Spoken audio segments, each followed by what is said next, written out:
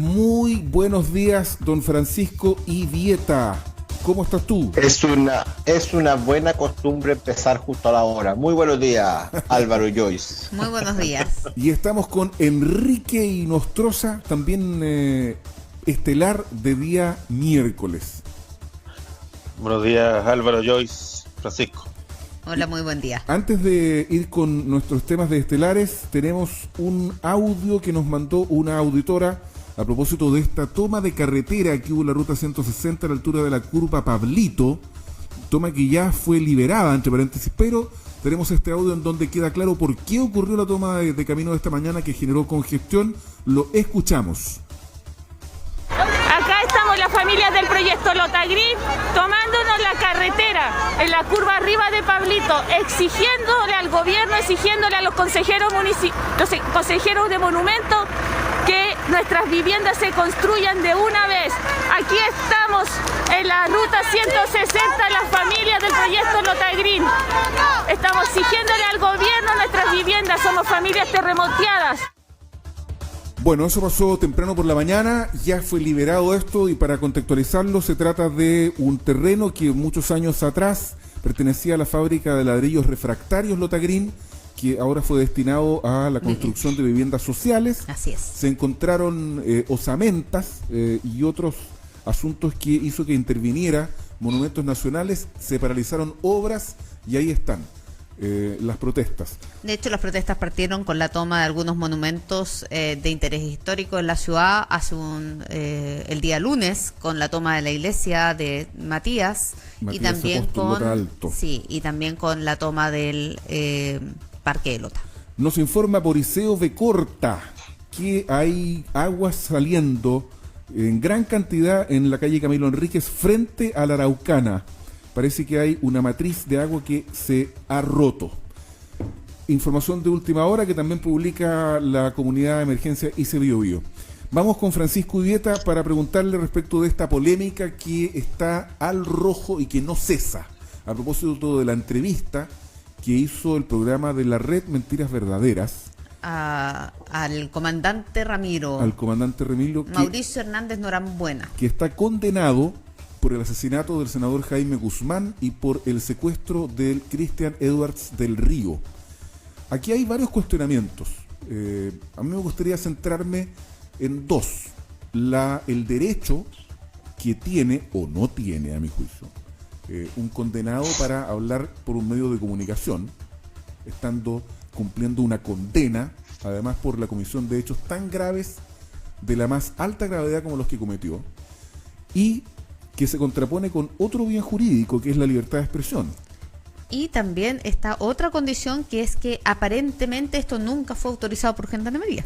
Francisco Idieta, tu opinión es la que nos interesa. Sí, Álvaro, yo creo que aquí lo principal es lo siguiente, lo que nos tiene que llevar a reflexionar en qué sociedad queremos vivir. Si queremos vivir en una sociedad en que es normal que un terrorista, que un secuestrador, que una persona que está privada de libertad en una cárcel de alta seguridad, es normal que en un país hable con esa desfachatez en la tele diciendo que lo que hizo fue un acto de justicia. Yo creo que lo que nos tiene que preocupar, por supuesto que nos tiene que preocupar la forma en que se llevó a cabo esta entrevista, pero también nos tiene que preocupar el fondo. Vamos a validar, vamos a aceptar que nuestros niños, que nuestros hijos vean en la televisión la entrevista de un terrorista diciendo que lo que hizo estuvo bien. ¿Eso es lo que queremos para nuestros niños o no? Ahora, si vamos al tema de las formas, si vamos al tema de cómo se gestó esta entrevista, uno lo puede ver de dos maneras. Primero, uno puede decir, oiga, el canal de televisión no tiene ninguna responsabilidad porque el canal de televisión su deber es informar. Y está bien que así sea. Pero si se hicieron cosas, no quiero decir legales, porque todavía hay que investigar. Pero se saltaron procedimientos en el fondo. Se saltaron procedimientos que hay que hacer para poder entrevistar a una persona como es este tipo. Obviamente ellos obraron mal. Y aún más, Gendarmería, que hoy día no puede desconocer o decir, oiga, no supimos cómo se hizo esto porque no se pidieron los permisos. Eso es muy extraño. Entonces, por un lado, primero, queremos normalizar para nuestros niños, para nuestros hijos, que un terrorista en la tele salga diciendo que matar a una persona está bien. Y por otro lado, veamos si es que el procedimiento y el proceso por el cual se gestó esta horrorosidad estuvo bien o no estuvo mal. Enrique Inostroza. 3 puntos. Yo soy de aquellos que condeno duramente la comisión del magnicidio de un senador en democracia, de un representante popular, digamos, Jaime Guzmán. Yo puedo no haber estado de acuerdo con sus ideas, pero una persona que representaba a un grupo de la población y fue electo como senador de la República. Así como condeno también, digamos, que existan todavía 2 diputados que fueron asesinados después del golpe de Estado, se encuentran hoy día desaparecidos sus cuerpos. Pero eso es un punto. Segundo, yo comparto con Francisco respecto al fondo. Benigna que se le dé tribuna a este tipo de casos, también cuando yo he visto, en un momento veía como o algunos condenados que están en Punta Peuco. Creo que también, digamos, tenemos que manifestar la misma. Y lo tercero, respecto a los procedimientos, si se actuó bien o no, hay que garantizar la libertad de expresión. Yo creo que los medios y los periodistas que participaron me dan la impresión que no tienen ninguna responsabilidad, y lo demás tendrá que ser objeto de una investigación que lleve a cabo Gendarmería de Chile, que tendrá que supervisar el Ministerio de Justicia, ministerio del cual depende esa institución. Ahora, oye, una pregunta sí. para Enrique, que es abogado, porque yo no lo desconozco, pero una persona que está privada de libertad, por definición, tiene privados ciertos derechos en la sociedad. Y la libertad de expresión no es uno de los que que les prohíbe cuando están en la cárcel, de una cárcel de alta seguridad, lo que pasa es que de la que debe estar aislado. Es que determinar es que si esa persona se puede comunicar o no con el exterior y bajo qué métodos. Sí, obviamente fue un celular el que utilizó. Claro, lo que pasa es que en época de pandemia los reglamentos penitenciarios han sido modificados para efecto de permitir el contacto con familiares a los reclusos mediante métodos telemáticos, digamos, teléfonos celulares. Además, particularmente en muchas cárceles de Chile no existen bloqueadores de señales y se sabe de que incluso se cometen delitos desde teléfonos celulares en el interior de las cárceles. Pero más allá de eso, digamos, eso es parte, digamos, de la investigación. Una persona que está privada de libertad no se le suspenden todos los derechos. Caso clásico, lo que vamos a vivir también el 10 y 11 de abril. Con el tema Las personas privadas de libertad están privadas de su derecho a voto. No existe sanción, no existe pena, no existe una condena que diga, mira, se le priva el derecho a sufragio, pero pierde la ciudadanía. No van a poder ejercerlo. No todos, porque hay personas que están en centros penitenciarios que no tienen pena aflictiva, por lo tanto no han perdido sus derechos políticos. Claro, si no son la pena aflictiva son 5 años y un día, ¿no? Ahora, 3 años y un día para... A mí me gustaría... Yo quiero agregar algo, Álvaro, ante un segundo, porque hay casos en la justicia que la justicia se equivoca. Entonces uno podría decir, bueno, pero a lo mejor hay que darle la oportunidad porque hay gente que podría llegar a ser inocente, como pasó, por ejemplo, con un papá que se le acusó de abusar de su hija y estuvo no sé cuántos años en la cárcel, ¿se acuerdan ustedes? Y resultó ser inocente. Pero esta es una persona que está confesa, o sea, no es alguien que podría llegar a ser inocente de lo que se le está acusando. Es alguien que es culpable 100% de un asesinato. Por lo tanto, aquí no hay espacio a que pueda haber una equivocación de la justicia. Por eso son tres puntos a mi juicio. Uno, lo de fondo, condenemos claramente, digamos, una persona que asesina a otra tiene que ser condenada por la sociedad. Por eso, en la misma condición, yo digo, también rechacemos esta entrevista como también otras entrevistas que hemos visto respecto a personas que también están condenadas por crímenes de lesa humanidad particularmente. Segundo, investigación respecto a si se vulneraron los protocolos o no, da parte, digamos, de lo que concluye el sumario siendo ya efectuado Gendarmería y por lo tanto tendrá que ser supervisado por el Ministerio de Justicia, que además es dirigido por una persona que fue colega de Jaime Guzmán en el Senado, Hernán Larraín, y por lo tanto yo supongo que tendrá el máximo interés en el resultado de aquello. Pero creo que es bueno poder generando una cultura donde nosotros seamos muy drásticos respecto a no ensalzar figuras que, a propósito de cualquier ideología, cegan la vida humana en función de los más distintos ideales. Eso no es aceptable en democracia, en una sociedad moderna. Tenemos que ser capaces de condenar con mucha fuerza cualquier atentado a la vida de las personas. Yo, si me permiten emitir una opinión o una reflexión a partir de lo que ustedes han señalado, que, digamos, juicios que yo comparto, pero me hago cargo de la pregunta que planteaba Francisco Ubieta. Queremos que nuestros hijos puedan ver en televisión haciendo declaraciones a una persona que está condenada por asesinar a un senador de la República, por secuestrar a otro, y además por justificarlo, porque en el fondo lo que dice el comandante Ramiro Hernández Norambuena es que éticamente el asesinato está bien. Estaba bien en su método. En su método, pero que ha sido un error político. Y en ese sentido, Francisco, a mí me parece que no hay que cercenar primero la libertad de expresión, y en segundo lugar me parece razonable de la división profunda que había en Chile y que nunca ha sanado para muchos, que permanece abierta. Hay personas en Chile que justifican la represión brutal de la que fue víctima la izquierda y que no reniegan de ella, Francisco, Enrique, que la justifican. Y también hay personas en la izquierda que celebran que haya sido asesinado Jaime Guzmán. Por eso pongo el punto, por eso, sí, perdón. Entonces, eso forma parte de la realidad en Chile. Y a mí me parece que desde esa perspectiva, yo termino el tiro. La entrevista que hizo la red y que hizo el periodista, no me acuerdo en este momento el nombre, De Mentiras Verdaderas. de Mentiras Verdaderas, aporta a la convivencia democrática porque pone el acento en una realidad que no ha sanado, Francisco Enrique. Todavía hay personas que justifican la violencia de uno u otro sentido. Álvaro, por eso hay que poner el acento, disculpa Francisco, solo decir, hay que poner también el acento en aquellos medios que también ensalzan a las personas que están condenadas por crímenes de lesa humanidad. Solo recordar un dato local. Ayer se cumplieron 30 años del asesinato de un prefecto de investigación en Concepción. Sí, pues. Sí. El prefecto Sarmiento hace 30 años, un 16 de marzo, fue asesinado en Janequeo con Maipú. con Maipú, saliendo de su casa. Yo estaba de turno en ese minuto e informó Hernán Oce Santa María del asesinato. Me acuerdo como si fuera hoy. Un mártir cuyo busto se encuentra abajo de la Intendencia Regional, hacia el lado de ferrocarriles, hacia el lado del río Biobío. Creo que no tenemos que olvidar esas historias, que son historias muy recientes. Y por eso también pongo el punto.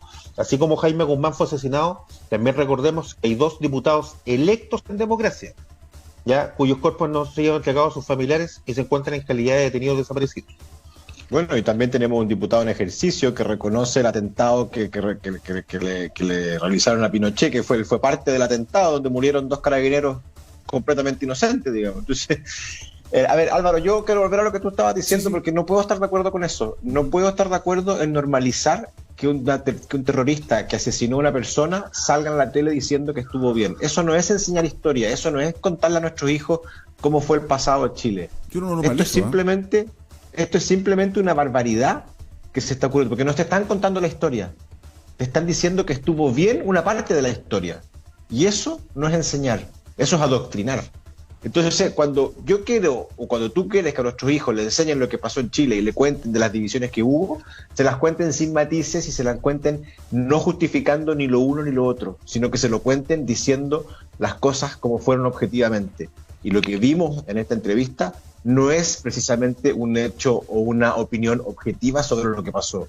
Esto es realzar la figura de una persona que está condenada por terrorismo y por secuestro, si no solamente un delito de asesinar a un senador, si son muchos otros más, y no solamente en Chile, en otros países. Entonces, sí, a mí me gustaría hacer una aclaración nomás, Francisco, para que no quede duda.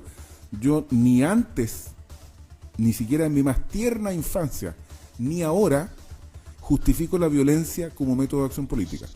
Jamás.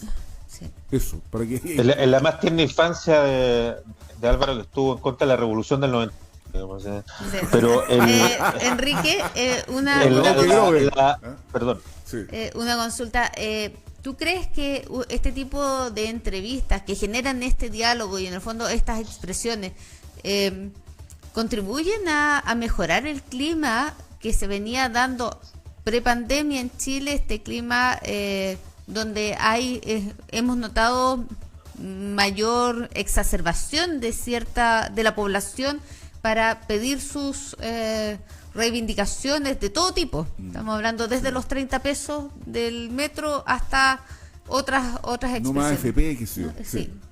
Hay muchas cosas, o sea, estamos en una sociedad que tiende a ser polarizada, que hay muchos estudios, muchos artículos que se han escrito, como cada día nosotros somos parte le hablamos solo a nuestra tribu, a nuestra barra, y hablamos entre personas que piensan igual y terminamos exacerbando posiciones. Por eso es muy importante relevar, yo pongo valor lo que ha dicho Álvaro. Creo que también tenemos una responsabilidad de enseñarle a las futuras generaciones, a nuestros hijos e hijas, respecto a que no hay nada que justifique, no hay nada que justifique cegar la vida de una persona, menos justificándolo en las posiciones políticas o las ideas que ella representa o emite. Creo que la violencia por razones políticas no es justificable, y nosotros tenemos que ser capaces de generar una cultura, ¿ya?, que permita aquello. Y además, aquello que decían, mira, ya la libertad es con ciertos límites de respeto a los derechos fundamentales. Estoy dispuesto a dar mi vida porque alguien que piense distinto pueda expresar su idea, pero con un límite, que esa persona también respete los derechos fundamentales de todo y todo. Oye, pero ojo, y que esa persona no esté privada de libertad en una cárcel de alta seguridad, digamos. O sea, pero dejemos de que sería ejemplar y sea públicamente conocido su resultado. Sí, yo creo que, o sea, Francisco tiene un punto, en el sentido de que, claro, que es bien impresentable que se haga una entrevista con una persona que está condenada. Sí, porque no está en investigación, está condenado. Es un reo rematado. No está formalizado, no está detenido. Está condenado, y además por un magnicidio, como dijo Enrique, y por un secuestro, y por varias... Bueno, en fin, a mí me parece que lo que hemos hablado aquí es la forma en que deberíamos comprendernos generalmente, cada uno exponiendo su punto de vista, respetando y escuchando al otro, pero yo insisto en el punto, hay heridas abiertas en Chile y hay personas que justifican todavía la represión, la tortura, la muerte, la desaparición, y otros que también justifican el asesinato de un senador de la República como método de acción política. Pongamos un punto en perspectiva.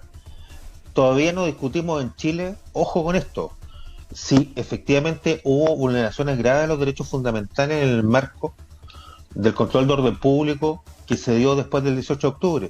Creo que son temas que tenemos que discutir de verdad, de forma seria, desapasionada, pero generar una cultura que permita que todos y todas se les respeten nuestros derechos fundamentales. Creo que eso es un dato fundamental en una sociedad democrática. Francisco, Adela Avilés Hernández dice... me callo. Sí, pero espérate, déjame, aporta. Yeah. Para mí es un asesino y no puedo entender cómo pueden dar pantalla a esta persona. Nuestro país ya está dividido. Hay mucho odio en las personas. Debemos incentivar la unidad a nuestros hijos, opina Adela Avilés. Francisco. Mira, tú dices, efectivamente hay gente aún que justifica la violencia y la desaparición y la tortura de la gente de lo que ocurrió en el periodo militar de nuestro país. Bueno, puede ser así.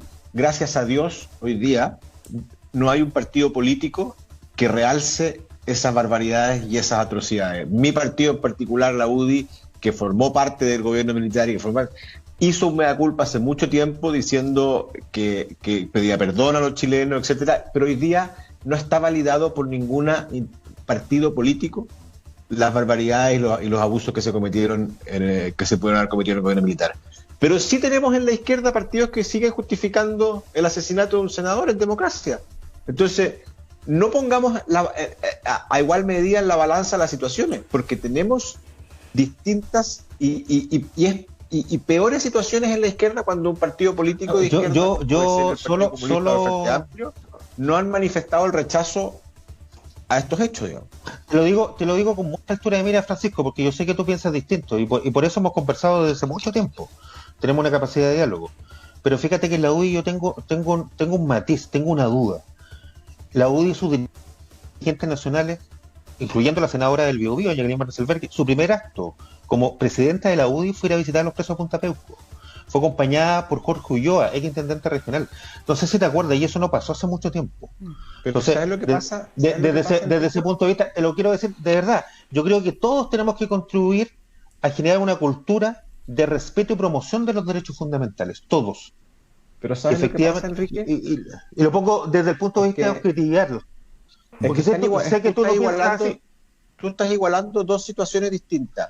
Tú estás igualando dos situaciones que son súper distintas. En Punta Peuco hay presas personas que aún están siendo juzgadas, que aún están siendo investigadas y que no han podido tampoco, hay de todo, y que no han podido tampoco comprobar la participación en hechos, y que son personas que están muriendo, y que son personas que están enfermas, y que son muchos de ellos ancianos postrados, muy distinto al caso que nosotros acabamos de ver en la televisión. En la gran mayoría son personas. Bueno, Una presidenta de un partido va con prensa a visitarlo, claramente no contribuye a la formación de una cultura de respeto a los derechos humanos. estelares, Enrique Inostroza, Francisco Irieta, cada uno defendiendo sus posiciones en nuestro espacio que todos los días va a partir de las 8:30, 32, 33 de la mañana. Muchas gracias por estar aquí una vez 37 más. incluso. Oye, Entonces, vamos llegando a los 40. 40 ya. bueno, Bueno. otros tenemos 53, la Joyce Otro va- 37, en fin, Enrique, hasta luego. Álvaro muchachos. Miguel ya se puso la segunda dosis, ya Sí. está en el rango etario. Muy Ahí buenos lo tiraste días. a partir al Qué pobre. simpatía más. Oye, te exuda simpatía este Quique. Exudo. Chao, chao, que pasen un buen día. No, que esté muy bien. Destacar la Buen día, capacidad de chao, diálogo chao. de los estelares. Sí, claro. Hasta luego, Sí, chiquillos. adiós.